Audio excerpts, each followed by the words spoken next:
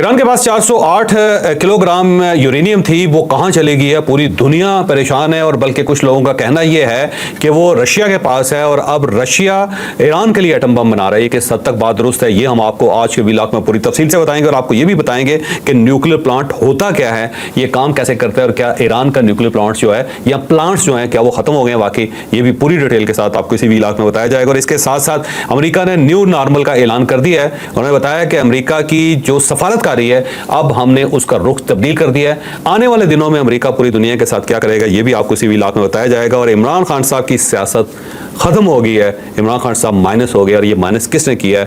Party ने किया है या गवर्नमेंट ने किया है या फौज ने किया है? ये भी हम आपको आज के व्लॉग में पूरी तफसील के साथ बताएंगे। और इसके साथ साथ एक इंतहाई बुरी खबर है और वो खबर ये है कि हमारे एक मेजर साहब शहीद हुए हैं और ये मेजर साहब वो थे जिन्होंने अभिनंदन को गिरफ्तार किया था। ये शहादत कहाँ पे हुई और अब हम मजीद कितनी कुर्बानियाँ देंगे पाकिस्तान के नाम पे पाकिस्तानी, ये भी हम आपको आज के व्लॉग में पूरी तफसील से बताएंगे। लेकिन व्लॉग की तरफ जाने से पहले मेरी आपसे रिक्वेस्ट है कि चैनल को सब्सक्राइब जरूर कीजिएगा और ये जो बेल आइकन है उसको जरूर प्रेस करें ताकि नोटिफिकेशन आपको मिलता रहे। और ये याद रखें कि हर अच्छी बात सदका जारिया होती है। अगर आपको ये व्लॉग अच्छा लगे तो किसी न किसी के साथ जरूर शेयर कीजिएगा। और हमने अपना कॉलम 0 पॉइंट ऑडियो फॉर्म में लॉन्च कर दिया है, आप इस लिंक पे क्लिक करके अब हमारा कॉलम सुन भी सकते हैं। और साथ ही हमने आपके लिए एक व्हाट्सएप कम्युनिटी क्रिएट की है। अगर आपको ताज़ा तरीन खबरों से दिलचस्पी है तो आप हमारी इस कम्युनिटी का हिस्सा जरूर बनिए। अस्सलाम वालेकुम नाज़रीन, मैं हूं फ़रूख़ अब्बास न्यूट्रल बाय जावेद चौधरी। मैं नाज़रीन ईरान का और इसराइल का जो तनाज़ा है वो अख्ताम पजीर हुआ। अभी तक यही अंदाज़ा किया जा रहा है कि शायद ये मजीद आगे तूल नहीं पकड़ेगा और ये जंगबंदी हो चुकी है। लेकिन ईरान ने एक ऐसा काम कर दिया है जो फिर लोग सोचने पर मजबूर हो गए हैं कि क्या दोबारा अमेरिका या इसराइल अटैक तो नहीं करने जा रहे हैं। उन्होंने साफ कहा है कि हम अपना जौहरी प्रोग्राम बंद नहीं कर रहे। जो 60% तक इनरिच था ऑलरेडी जो है वो यूरेनियम अचानक कहाँ गायब हो गया, ये पूरी डिटेल से एक स्टोरी है। आपको ये टॉपिक समझने में मदद मिलेगी कि यह जंग वाकई ही रुकने जा रही है या नहीं। अच्छा, पहली बात तो ये है कि आप न्यूक्लियर प्लांट को समझने की कोशिश करो। न्यूक्लियर प्लांट जो है एक किसी एक ब्रीफ केस का नाम नहीं है, किसी एक कमरे का नाम नहीं है, किसी एक लेबॉर्ट्री का नाम नहीं होता। ये एक पूरा सेटअप होता है और जो मीलों पे मुश्तमिल होता है। और ये कोई ऐसा नहीं है कि एक कंपोनेंट है और उसी से आप जो है ना एनरिच कर लेते हैं किसी यूरेनियम को या प्लूटोनियम को। ये पूरा एक सेटअप होता है और सेटअप ये होता है कि आप तय दर तय आप इसको एक प्लांट को बनाते हैं जिसके अंदर पानी का चैनल भी होता है, वाटर चैनल भी होता है, क्योंकि उसने इसको पूरे सिस्टम को ठंडा करना होता है। और अगर वहां पे वाटर नहीं है तो तब भी आप इसको नहीं बना सकते। तो पानी का बंदोबस्त भी होना चाहिए और वाफर मिकदार में होना चाहिए। फिर इसके लिए एक खास किस्म की बिजली होती है जो आपको मसलसल सप्लाई चाहिए होती है। ऐसा नहीं है कि पीछे से बिजली बंद हो और उसके बाद सारा प्लांट आपका रुक जाए, रुकने वाला काम इसका नहीं होता। फिर उसके बाद छोटे छोटे सेंट्रीफ्यूजेस होते हैं और ये छोटे छोटे होते हैं और ये हजारों की तादाद में होते हैं। कोई एक नहीं होता कि आपने एक के अंदर डाल दिया, ये उसके कंपोनेंट्स होते हैं छोटे छोटे और वो सारे मिल के फिर एक सेंट्रल फ्यूजीज सिस्टम बनता है। ये बिल्कुल ऐसे है जैसे लस्सी नहीं होती, लस्सी के अंदर क्या करते हैं, आपके दही डालते हैं और उसको इस तरह हिलाते जाते हैं और वो लिक्विड होता जाता है, वो प्योरीफाई होता जाता है, उसके अंदर से मक्खन निकलता जाता है। ऐसे ही है ना, ऊपर आ जाता है, ऐसे एटम बम बन जाएगा। अच्छा, उसके अंदर अब यूरेनियम है। यूरेनियम जो है ना एक कुदरती एलिमेंट है, जमीन से निकलता है, ये ज़हन में रखो। और पाकिस्तान इस मामले में बड़ा लकी था कि पाकिस्तान की 3-4 ऐसी साइट्स हैं जहाँ पे यूरेनियम मौजूद था, तो हमने अपना यूरेनियम इस्तेमाल किया। और अगर आपके पास अपना नहीं होता तो फिर आपको इंपोर्ट करना पड़ता है। दुनिया में इसमें 2 बड़े मुल्क हैं जिनके पास सबसे ज्यादा यूरेनियम है। एक कजाकिस्तान है जो बिल्कुल सेंट्रल एशिया के अंदर है, दूसरा ऑस्ट्रेलिया है। पहले कजाकिस्तान जो था नंबर 1 था और अब ऑस्ट्रेलिया नंबर 1 है। तो अगर आपको फ्यूल के तौर पे चाहिए, मसलन अगर पाकिस्तान के अंदर या किसी मुल्क के अंदर एक छोटा प्लांट लगा हुआ है और बिजली पैदा करने के लिए, तो फिर आपको ये यूरेनियम खरीदना पड़ता है कहीं ना कहीं से। पाकिस्तान के पास अपना है। अब सवाल यह है कि वो जो यूरेनियम है उसको अपने वेपन ग्रेड पे लेके आना होता है। पहले तो ये है कि अगर आप उसको ब्रेक करते हैं तो उसके अंदर से एनर्जी निकलती है और वो जो एनर्जी है वो बेसिकली आपको बिजली पैदा करके देती है या फिर वो बम के अंदर इस्तेमाल होती है। अब सवाल ये है कि जो यूरेनियम है वो करता क्या है। यूरेनियम एक एलिमेंट है, यूरेनियम एक धात है, यूरेनियम एक मादा है जो जमीन के अंदर से निकलता है, बड़ा कम मादा है और उसको आपने पहले इनहेंस करना होता है। बिल्कुल इसी तरह और सेंट्रीफ्यूजेस, मुझे पता है, मैं जब कहूँगा ना फिर आप हंसोगे। अच्छा, वो मसलसल चलता है और चलने के बाद उसको अपग्रेड करता जाता है, उसको अपग्रेड करता जाता है और फिर वो अफसूदा जिसको कहते हैं वो अफसूदा होता है, एनरिच होता रहता है, प्योरीफाई होता रहता है, एनरिच ब्रीच होता जाता है और उसके अंदर से क्योंकि ताबकारी निकलती है और ताबकारी इतनी खौफनाक होती है कि अगर उसके करीब लोग हों तो वो लोग कैंसर पेशेंट हो जाते हैं या फिर हलाक हो जाते हैं या फिर फौत हो जाते हैं। तो अब जो लोग हैं उनको आपने बहुत डिस्टेंस पे रखना होता है, उसके लिए खास कपड़े होते हैं और वो एक खास लेवल पे जाके वहाँ से फिर उस सारे सिस्टम को ऑपरेट करते हैं। अब उसके लिए आपको बिजली चाहिए, बिजली के लिए खास किस्म का ईंधन चाहिए, फिर आपको इसके लिए भारी पानी चाहिए होता है जिसको कहते हैं ना जी भारी पानी, हैवी वाटर, और ये कोई खास किस्म का पानी होता है, ये भी आपको इंपोर्ट करना पड़ता है। ऐसा नहीं है कि किसी जगह से भी आपको मिल जाएगा तो आप उसको चला लेंगे। और इसके साथ साथ जो सेंट्रीफ्यूजेस हैं उनके बाकायदा कुछ आलात हैं जो चंद मुल्क हैं जिनके पास इनकी एक्सेस है या चंद मुल्क हैं जो इसको बना रहे होते हैं। ये ऐसा नहीं है कि हर मुल्क इसको बना सकता। और जब पाकिस्तान ने बनाया था और पाकिस्तान जब बना रहा था और उस वक्त क्योंकि लीबिया भी ट्राई कर रहा था, इराक भी ट्राई कर रहा था, तो उन दोनों के पास, लीबिया और इराक के पास बहुत पैसा था, तो उस पैसे से वो बहुत ज़्यादा चीज़ें खरीद रहे थे। तो उस वक्त फिर जो G7 है ना, अब G7 है, पहले G5 होते थे, फिर G6 होते थे, अगर आपको याद हो। इन्होंने फिर एक कोकम लिस्ट बनाई थी, उसका नाम है कोकम। और ये कोकम लिस्ट ये है कि ये सारे मुल्क बैठ के फैसला करते हैं कि कौन कौन सी ऐसी टेक्नोलॉजी है जो हमने किसी और को नहीं देनी, और उसके अंदर बाकायदा तय किया जाता है कि ये मुल्क है जिसमें ये टेक्नोलॉजी नहीं जाएगी, या ये धात नहीं जाएगी, या ये एजुकेशन वहाँ के किसी बंदे को नहीं दी जाएगी, या ये फार्मूला किसी के साथ शेयर नहीं किया जाएगा। और कोकम लिस्ट के अंदर उन्होंने फैसला किया था लीबिया को नहीं देंगे, इराक को नहीं देंगे। पाकिस्तान का कमाल ये था कि पाकिस्तान किसी न किसी तरीके से लेता रहा, या उस लिस्ट के बनने से पहले पाकिस्तान ने बहुत ज़्यादा चीज़ें हासिल कर ली, और उसमें डॉक्टर अब्दुल कदीर का बड़ा खास किरदार था। डॉक्टर साहब ने क्योंकि न्यूक्लियर साइंस पढ़ी थी और यूरेनियम अनरिच करने के वो प्रोजेक्ट के अंदर शामिल थे, 3 मुल्क थे उस वक्त, 3 मुल्कों ने मिल के ये सारा प्रोजेक्ट कल बनाया था। और उस वक्त जर्मनी था, हॉलैंड था और उसके साथ साथ बेल्जियम था मेरा ख्याल है। और डॉक्टर साहब क्योंकि उस वक्त जर्मनी के अंदर स्टूडेंट थे और फिर उसके बाद हॉलैंड के भी स्टूडेंट रहे हैं, तो उनको 3-4 लैंग्वेजेस आती थी, तो वो उनकी याददाश्त बड़ी ज़बरदस्त थी। तो वहाँ पर किसी को ना लिखने की इजाज़त होती है ना रिकॉर्ड करने की इजाज़त होती है, तो उन्होंने तमाम नक्शे जो सेंट्रीफ्यूज के थे ना वो सारे के सारे अपने ब्रेन में रखे हुए थे। ठीक है। तो वहाँ से देख के फिर उन्होंने बाद में ज़ुल्फ़िकार भुट्टो साहब के साथ उनकी मुलाकात हुई, तो उन्होंने उनको दावत दी कि आप यहाँ पे आएँ। और यहाँ पे आकर उस बंदे का कमाल था कि वो कहीं ना कहीं से चीज़ें भी ले आया, आलात भी ले आया, जो कुछ नहीं मिल सके उनके नक्शे उनके जहन में थे, उन्होंने पाकिस्तान से बनवा लिए। और बहुत ज़्यादा लोग उन्होंने डेवलप किए जो जिन्होंने स्मगल करके ये चीज़ें पाकिस्तान को दी और पाकिस्तान ने आके फिर उसको बनाया। ईरान जो था ज़ाहिर है पहला जो प्लांट था वो पाकिस्तान ने ईरान को दिया था, जिसे पाक 1 कहते हैं। और उसके बाद ज़ाहिर है किसी न किसी तरीके से ईरान ने भी इस टेक्नोलॉजी को डेवलप कर लिया। तो ये कोई एक ऐसी जगह नहीं है कि आपने बम मारी और वो ख़त्म हो गए, ये ध्यान में रखें, इसके पार्ट्स हैं। तो जिस तरह अमेरिका क्लेम कर रहा है ना जी कि फोर्दो पे उसने बम मारा है और उसके बाद ये सारी कैपेबिलिटी खत्म कर दी, तो ये मुमकिन नहीं है, ये खत्म नहीं हुई। क्योंकि ज़्यादा से ज़्यादा आप ये करेंगे कोई एक उसका कंपोनेंट होगा जो तबाह कर दिया होगा तो वो दोबारा बना लेंगे, कोई ऐसा इशू नहीं है। दूसरा, ईरानी बड़े स्मार्टली उन्होंने प्ले किया और कमाल ही कर दिया उन्होंने। देखे उन्होंने प्रॉपर देखा कि अमेरिका के अंदर एक ऐसा बम है जो वो मारेंगे तो ये सारी साइड्स उड़ सकती है या इसराइल उसके ऊपर हमला कर सकते हैं। सब कुछ चीज़ों को जहन में रख के एक तो उन्होंने पूरे मुल्क के अंदर मुख्तलिफ प्लांट्स लगाए और वो सारे प्लांट्स उन्होंने बिखेर दिए जिसको कहते हैं। और दूसरा जो मेन प्लांट है वो उन्होंने ऐसा किया कि वो ज़मीन के अंदर जाके और बहुत नीचे जाके उन्होंने बहुत हैवी कंक्रीट के साथ बनाया।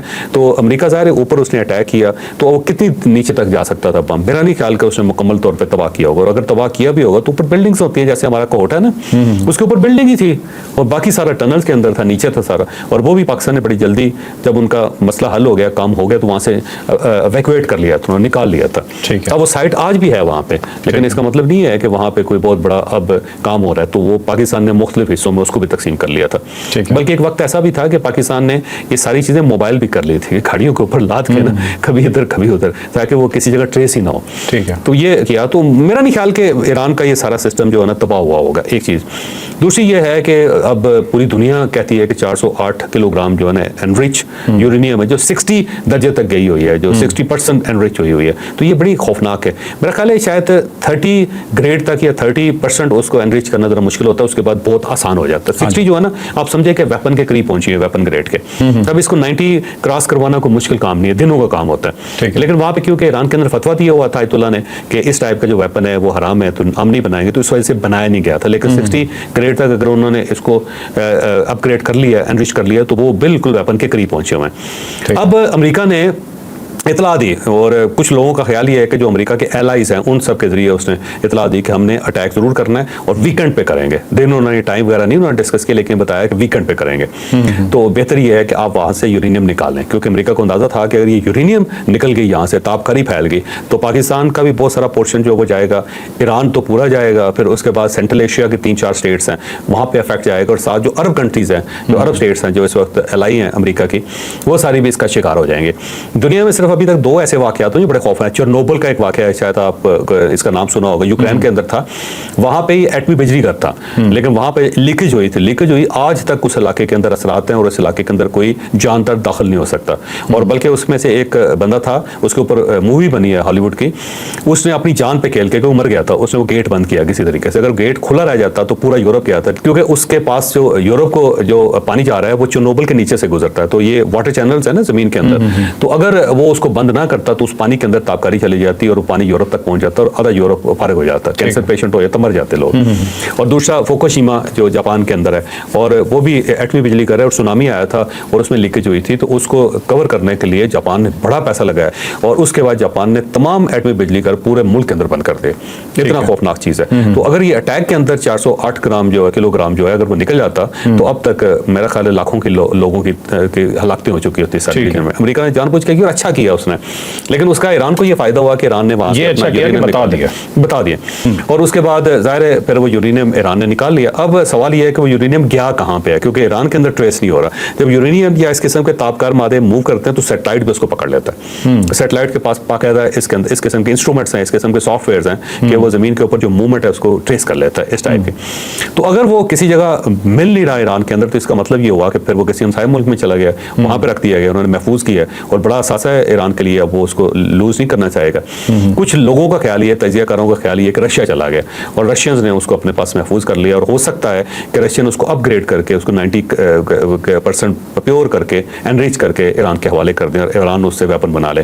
अब सवाल ये कि क्या रशिया ऐसा कर सकता है? मेरा ख्याल है कर सकता है। उसकी वजह ये रशिया के ऊपर पाबंदियां और ईरान के ऊपर भी पाबंदियां। जब 2 मुल्कों के ऊपर पाबंदियां हैं तो वो कुछ भी कर सकते हैं। हाँ, अलबत्ता ईरान NPT जो है उसका सिग्नेटरी है, तो ईरान ऐलान करने वाला है कि हम उससे निकलने वाले हैं। ईरान अगर उससे निकल जाता है तो NPT जो है उसके तहत भी IAEA जो है ना उसके खिलाफ कोई कार्रवाई नहीं कर सकता। 1 से 2 महीने का नोटिस है, नोटिस देना पड़ेगा, निकल जाएंगे। तो उसके बाद ये सारी सूरत चेंज हो जाएगी। तो मुझे लगता है कि ईरान पीछे नहीं हटेगा, क्योंकि अगर हटेगा तो ईरान का नुकसान बहुत ज्यादा है। ठीक है जोसेफ, इसमें एक बहुत बड़ी बात मतलब मैं आपसे जानना चाह रहा हूँ बेसिकली कि रशिया में जैसे, अच्छा ये फोर्दो की जो साइड है यहाँ पे कुछ ट्रक्स देखे गए हैं, मतलब सैटेलाइट से जो विजिबल हुए थे कुछ अर्सा पहले यहाँ से निकाल लिया गया। अमेरिका ने जो अटैक किया है, अमेरिका ने जब अटैक किया तो उनका मकसद क्या वाकई तबाह करना था, या इनके न्यूक्लियर प्लांट को या इनके न्यूक्लियर प्रोग्राम को 2-3 साल पीछे धकेलना था कि रीबिल्ड करने में टाइम लगेगा, जब तक वापस आएंगे या करेंगे तो हम दोबारा देख लेंगे? मकसद ये नहीं था। मकसद ये था कि क्योंकि इसराइल ने जंग छेड़ दी थी और अमेरिका इसराइल को बचाना चाहता था हर सूरत, क्योंकि ईरान ने जो रिटेलिएट किया ना वो उनके जहन में भी नहीं था किसी के कि इस टाइप का ईरान रिएक्शन देगा। तो उसको कवर करने के लिए उन्होंने ये किया। और मेरा ख्याल है डोनाल्ड ट्रंप का ख्याल ये था कि मैं एक बार हमला कर देता हूँ, क्योंकि नेतन्याहू बार बार ये कह रहा है हमला कर दूंगा, उसके बाद न्यू नॉर्मल हो जाएगा और सारी चीज़ें जो है ना उसको बंद करके हम ये मुआहदे की तरफ चले जाएंगे, पीस। और मुझे लगता है कि डोनाल्ड ट्रंप ने नेतन्याहू के साथ ये वादा लिया होगा उसको कि मैं हमला कर देता, लेकिन उसके बाद तुम्हें जंग बंद करनी पड़ेगी। ठीक है। और उसके बाद इसीलिए 6 घंटे के अंदर, बल्कि 6 घंटे के बाद नेतन्याहू एग्री कर गया था कि मैं जंग बंद करने के लिए तैयार हूं। ठीक है। और ये जो अमेरिका का सारा सिचुएशन, आपको लगता है कि दोबारा अमेरिका हमला नहीं करेगा? क्योंकि ईरान ने कह दिया है कि हम अपना जोरी प्रोग्राम रोल बैक नहीं कर रहे, आपको लगता है दोबारा हमला हो सकता है? अब वही है ना कि अगर अफसूदगी उन्हें नजर आ गई किसी जगह पे, प्लांट के अंदर एक्टिविटी हुई, तो फिर तो अमेरिका कुछ ना कुछ करेगा। लेकिन अगर वो नहीं होती और अब उसको ईरान उसको खुफिया रख लेता है, तो फिर तो अमेरिका कुछ नहीं कर सकेगा, बल्कि दुनिया की कोई ताकत भी नहीं कुछ कर सकेगी। ठीक है, चलें इसी से रेलेवेंट स्टोरी है अगली जी कि अमेरिका ने जी बदमाशी का ऐलान कर दिया दुनिया में। हम इस स्टोरी को इसलिए इस तरह ले रहे हैं कि जब मैं जो ट्वीट आपके सामने पढ़ने जा रहा हूं आपको खुद ही वाज़ेह हो जाएगा कि ये चीज़ क्या है। ये जी डोनाल्ड ट्रंप का ट्वीट था कि Iran will never rebuild their nuclear facilities. ये ट्रंप ने किया, उसे अटैक करते हुए जेडी वेंस साहब कहते हैं we are seeing a foreign policy doctrine develop that will change the country and the world for the better.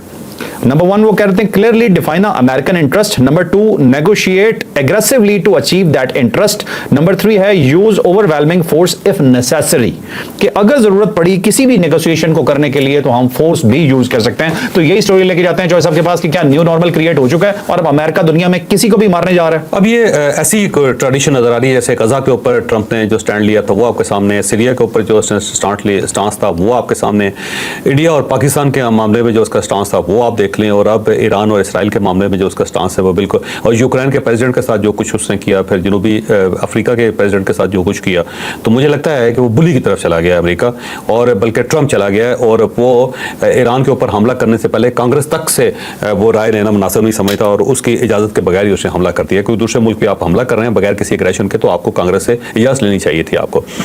तो मुझे लगता है कि उन्होंने न्यू नॉर्मल बना दिया है कि हम एग्रेसिवली बंदे को बुला के, जैसे कि उन्होंने ज़ेलेंस्की को बुला के जलील करके तो उससे कहा था, इस तरह बुलाएंगे, उसे कहेंगे, अगर वो नहीं मानेंगे तो वही काम करेंगे जो ईरान के ऊपर किया। तो मेरा ख्याल है पूरी दुनिया को उन्होंने डराना अब अपनी ज़िंदगी का मकसद बना लिया। अब देखते हैं कि कौन खड़ा होता है अमेरिका के सामने, कोई खड़ा तो कोई ना कोई होगा। इस तरह हो नहीं सकता कि इस तरह आप पूरी दुनिया को चला सके। ठीक है, चलें जी, नेक्स्ट स्टोरी हमारी बहुत ही इंपॉर्टेंट जी, उसकी तरफ चलते हैं। इमरान खान साहब जो हैं, अब उनकी सियासत का क्या बनेगा? कुछ सबूत इस तरह के सामने आए हैं, कुछ चीज़ें इस तरह की सामने आई हैं कि लग रहा है कि इमरान खान साहब की जो सियासत है वो मुकम्मल तौर पे ख़त्म हो गई है और मुस्तकबिल करीब में वो उठते हुए कहीं से नजर भी नहीं आ रहे। हम क्यों कह रहे हैं, डिटेल से स्टोरी जानते हैं। अब अलीमा खान साहबा का है और उनकी गुफ्तगू है, उन्होंने सवाल उनसे किया था कि क्या इमरान खान साहब माइनस हो गए, तो उन्होंने कहा कि हाँ मुझे लगता है कि इमरान खान माइनस हो गए, और इमरान खान साहब वाकई माइनस हो गए, पार्टी ने उनको माइनस कर दिया। आप देख लें पिछले 15-20 दिनों की जो एक्टिविटी है उसके अंदर आपको इमरान खान किसी जगह नजर ही नहीं आते। इमरान खान साहब ने जेल से मैसेज दिया था कि खैबर पख्तूनख्वा के अंदर जो उनकी वाहिद हुकूमत है उसको उन्होंने कहा था कि जो भी बजट बनाने मेरी इजाज़त के बगैर आपने उसकी मंजूरी नहीं देनी, लेकिन उनके चीफ मिनिस्टर ने या उनके मिनिस्टर्स ने, उनकी गवर्नमेंट ने इमरान खान साहब की सपोर्ट लेना या उनसे मुलाकात करना मुनासिब नहीं समझा और रात के अंधेरे में उन्होंने बजट पास कर दिया, जो एक हैरानकुन एलिमेंट था। और उसके बाद फिर बैरिस्टर सैफ आए और इमरान खान साहब को उन्होंने बताया कि जी वो हमारी मजबूरी थी और इस तरह न करते तो ये हो जाता, लेकिन इमरान खान साहब नाराज़ हैं और अब उन्होंने कहा है कि गंडापुर को बुलाएं। गंडापुर साहब मुझे नहीं लगता कि जेल जाएंगे, अगर जाएंगे तो बेसी पूसी करवा के बाहर निकल कर यही करेंगे कि इमरान खान जिंदाबाद, हम इनके साथ हैं और बंदूकें लेके आएंगे अगली बार और गोलियां मारते हैं। तो वो जो बहनें हैं वो खासी मायूस हैं क्योंकि इमरान खान बहुत मायूस है जेल के अंदर, और उसका ख्याल ये था कि उसने तहरीक का ऐलान किया तो पब्लिक बाहर निकलेगी, पब्लिक की तरफ से कोई रिस्पांस ही नहीं आया और उसके बाद इमरान खान साहब को अपनी तहरीक ईरान को सामने रख के वापस लेनी पड़ गई।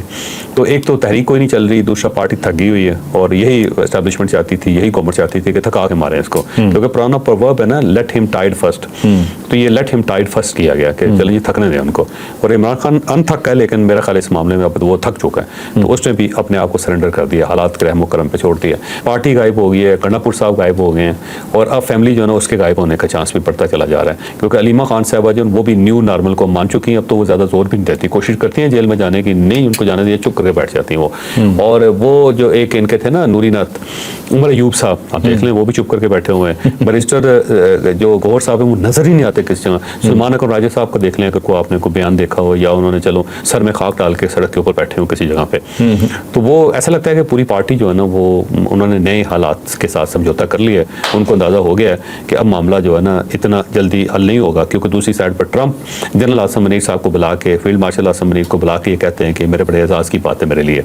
आज तक वो किससे तमीज़ से पेश आया, तो हमारे जनरल साहब से तमीज़ से पेश आया, हमारे जनरल साहब के साथ और पाकिस्तान के साथ तो वो बिल्कुल इससे हम पाकिस्तान जिंदाबाद कहते हैं ना, किसी ने ट्रंप ने कहना पाकिस्तान जिंदाबाद, पाकिस्तान जिंदाबाद। तो वो इस टाइप की सूरत हाल है। तो मुझे लगता है कि इमरान खान जो है ना उनकी पोलिटिकल कैजुअलिटी हो गई है, तो ये बड़ी बदकिस्मती है।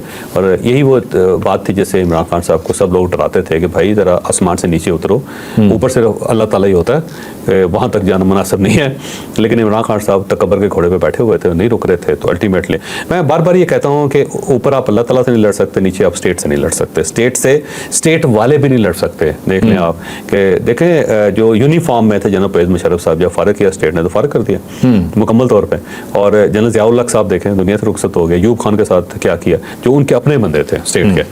तो स्टेट जब फारिग करती है ना किसी को, तो वो बड़ा खौफनाक तरीके से करती है, फिर बंदा कितना ही ताकतवर क्यों ना हो उसकी कोई दाल नहीं गलती। तो इमरान खान साहब तो सिविलियन भी थे और उसके साथ साथ गो इनकी अपनी पैदावार थी। बल्कि मैं अक्सर जो सीनियर्स हैं ना, जो पुराने जो इमरान खान साहब की रजीम में जिन्होंने बड़ा किरदार अदा किया था, तो उनको मैं अक्सर कहता हूँ कि ये आपका वो बम था जो आपके हाथ में फट गया।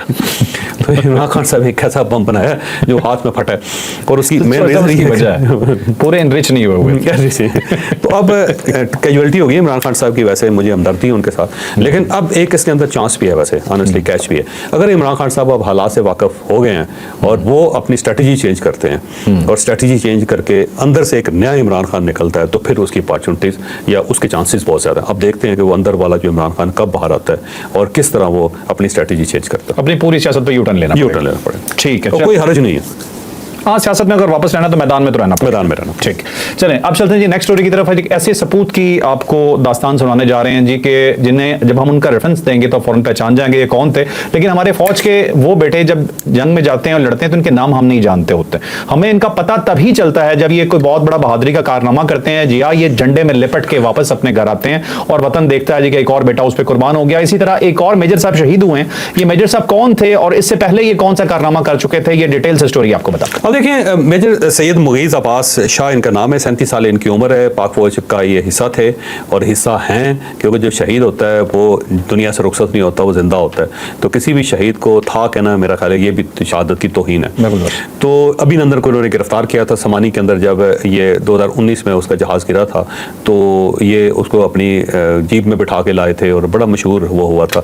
बल्कि जान भी बचाई उसकी अभिनंदन की, क्योंकि उसने नीचे गिर के लोगों से कहा था कि मैं इंडिया में हूँ या पाकिस्तान में हूँ, तो लोगों ने कहा इंडिया में, और उसके बाद लोगों ने पेंटा भी लगाना शुरू कर दिया उसको। तो बड़ी मुश्किल से फौज ने उसकी जान बचाई और फिर उसको जीप में बिठा के ले गए, शायद मेरे ख्याल मंगला में लेके गए थे, मंगला कैंट जो था। ऑफिशियली अरेस्ट ये करके ऑफिशियली अरेस्ट इन्होंने किया था। तो उस वजह से ये उस वक्त ज़माने में बड़े मशहूर हुए थे। जनूबी वज़ीरिस्तान में ऑपरेशन हुआ है जिसमें 11 ख़वारिज जो उनको मार दिया गया।